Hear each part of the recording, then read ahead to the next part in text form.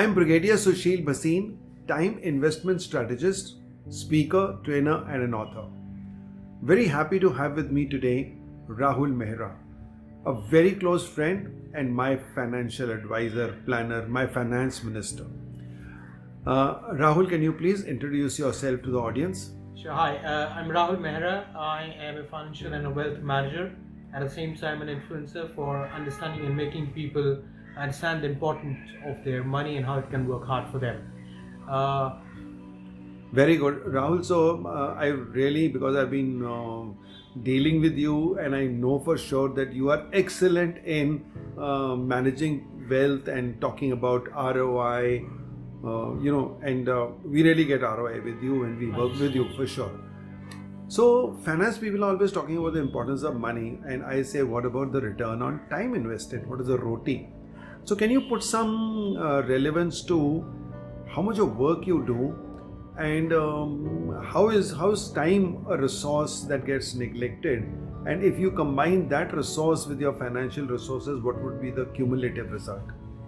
Sure. So, many times because I have got multiple clients which I have to, address and look at their portfolios and keep managing it, it becomes very tough to manage so many at a very, small time. So one of the things which I, implemented was categorizing my, investment clients as per the kind of funds which I have, gone ahead and, suggested. So what I do now is simply look at the funds and the performances because I know the set of funds which are there, which they have parked their money, and their performance is obviously going to get correlated with all the clientele which is there, which gets matched up. So here I don't look at clients altogether. I look at the funds. Very good. So you categorize them fund-wise. Fund-wise. So you're doing mutual fund, then you will only deal with mutual fund clients. Absolutely. Very good. So, and even within mutual funds, there are different categorizations as per age and as per the kind of risk profiling the client has. So I just need to go and look at these 2-3 parameters instead of looking at the whole length of clientele. The parameters, if any changes taking place in terms of the objective or in terms of the portfolio or in terms of the different ratios which I look at, which are risk oriented, I immediately know that. So do I understand from you that earlier you would be doing ad hoc, you would be going list wise and dealing Absolutely, this person with this fund, this person with this fund, and then you found that this way you could save time.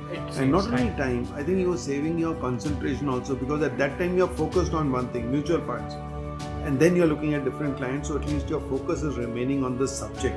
Very true. And you're not getting mixed up. And time is saved. The time is saved. Time factor which will helps in this way by the kind of categorization I do now. So now, do you think that is possible in any other walk of life also, or only in finance? Well, it's very much possible even in other walks of life. Well, to give you a small example, even in case of your personal finance, if you're looking at, I come across quite a few of my friends and family who actually complain about not having enough time to look into their, finances. And having trouble in locating where and how they have gone about investing. It's such a simple exercise which we need to do is just maintain an Excel which has all the details, and second would be just give maybe an hour every week to the same. The allocation of time is what I would say, to just go and revisit what you have done so far in that Excel, which quite a few of my clients are doing it right now, which saves one time, second keeps you in perspective at what you have been doing, and third, I think most importantly, it's just 1 hour, which you give to your, finances, which absolutely very good. So I am always talking about the importance of setting up a routine. So when you want to make the best out of your life and best out of your time, then a routine is a very important thing. Absolutely. So if you allocate time every day or every week for an activity, whether it is your physical exercise, whether it is your prayers or meditation, whether it is your financial planning, if everything gets its due importance and turn, then you remain more balanced in life. Otherwise, then you start doing crisis management. Absolutely right. So how I have gone about categorizing this is, generally there is tan, man and dhan. So like tan is your body, man is your mind, and dhan is obviously your finances which are there. So when you're doing time management in your life, it's very important that all these three different areas are very well adhered to and taken care of. So your body would be the exercise which you need to give to your body, and the rest which you need to give. The mind would be that we miss out on the blissfulness of meditation or just relaxing in life, which you need to allocate time to. Dhan is obviously the money which I try to manage and I try to help you out all with, which is again very important, but at least an hour a week, that's all what it requires. If somebody else is managing it for you, but at least you know where it's going and when how it's being taken care of.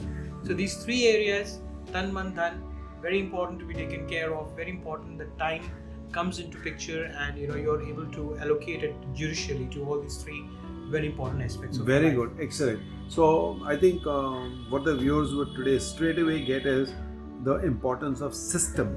Having a system where you categorize things and organize your time instead of doing it ad hoc, disorganized, where you run from pillar to post and then create a chaos, and then managing that chaos itself requires more time. Absolutely. Plus, I think what you're saying is also that you concentrate on one particular thing, which also remains, which keeps you in focus on one thing, and also avoids distraction. Because if you're doing one person to another, every time you would be distracted from the type of fund you were dealing with. True. Any one quick tip would you like to give to the youngsters today who are spending so much of time on their social media? And I've spoken to a lot of them, and I asked them at the end of the day, how are you feeling about it? And the general answer is, we think they wasted our time. So not that they are happy about it, but they got addicted with it. So what can you say to them about what we at our age feel, because I'm much older than you, but you're older than them, that how does later in life you repent when you have not spent your young days carefully? So I mean, social media detox is what these kids really require in life. What they're doing is they're not seeing themselves, they're seeing others. They're going on social media, they're looking at others, they're looking at what others are doing. They are really not reflecting on themselves as to what they are doing in life. That's a major problem. They are influenced with what others are doing and what things are happening outside. Well, one of the best ways to I think personally the best way to wean yourself away from this kind of a structural problem is what you have taught us, is time management. Not a problem, you give yourself social media time, so allocate a little bit of time to it. Okay, you say during the 24 hours I'll give 1 hour to my social media outing. It's perfectly fine to do that, yes. But what happens is the time is not allocated. I use social media a lot, but are you driving social media or are you being driven by it? So that's a very valid point. I think in the youngsters' case, it's the opposite. They're being driven by the social media, unfortunately, and they miss out on other important things because they've just been on WhatsApp and Facebook aimlessly. That's one. Second, believe me, the suffering part is not short-term in nature. When youngsters are totally addicted to social media, the knowledge part in their life is totally discounted. The ability to use your own mental capacity to grow is reduced drastically. Third, I think personally, because you are so subjective to what other people are doing, your own creative mind is not able to. You actually dilute your own identity. You totally dilute your identity. You don't have an identity. You don't go towards your own growth. You're totally stuck. That's why I'm saying what you tell us. Allocate time. Social media, you want to go ahead, allocate some time to it, but don't go overboard with it. It's tough, and youngsters need to understand that. No two ways about it. Thank you, Rahul. Thank you very much. It's been very nice, and I think that was valuable. Thank you so much. Really thankful to you too. So, guys, if you have any more questions for Rahul, his credentials appear in the comments box below.